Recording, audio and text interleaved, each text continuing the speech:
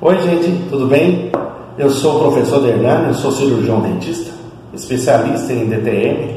Venho hoje falar com você rapidamente sobre o que seria DTM. DTM é disfunção temporomandibular, associada a dores orofaciais. O que é isso? É um nome muito difícil, muito complicado. Do que são as dores que acometem essa região da cabeça da gente, associada à nossa articulação, que tem aqui, que é justamente a união entre o osso do queixo, a mandíbula, com a cabeça. E esses músculos que estão todos nessa região. Essas dores, esses desconfortos, vêm associados a apertamento de dentes, a ranger dentes, que é o famoso bruxismo.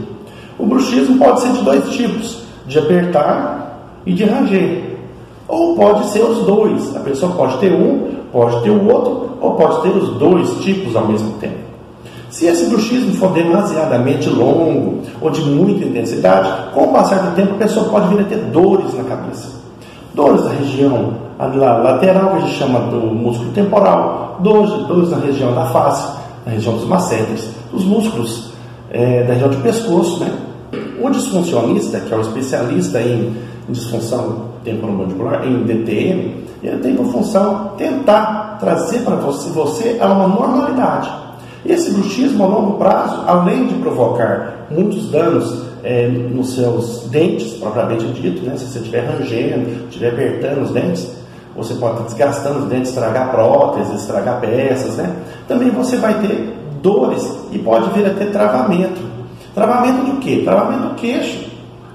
A pessoa tenta abrir a boca, não consegue. A pessoa abre a boca, às vezes não consegue fechar a boca. Não tem força de mastigação. Às vezes ela está num churrasco, está tão agradável, tão gostoso, ela não consegue mastigar uma carne, ela não consegue ter uma refeição longa, porque ela perde a força da musculatura. Então, se você estiver sentindo que você está apertando, está rangendo os dentes, que está com dor nessa região, na região do lado da cabeça, o pescoço, às vezes enrijecido, procure o seu disfuncionista mais perto, procure um dentista especialista em DTM na sua região, onde estiver, para que ele possa te orientar. Né? É um tratamento bacana e costumo dizer que quem trata de disfunção costuma mudar de vida, tá? Porque a gente sabe que a disfunção não anda separado da parte psicológica. Então é muito importante que a gente tenha também um trabalho psicológico, ok? Qualquer coisa estamos aí, pode deixar um comentário, pode deixar uma pergunta, com satisfação e com muita alegria eu vou estar pronto para te responder, ok? Um grande abraço para vocês e até o nosso próximo vídeo, tá? Tchau!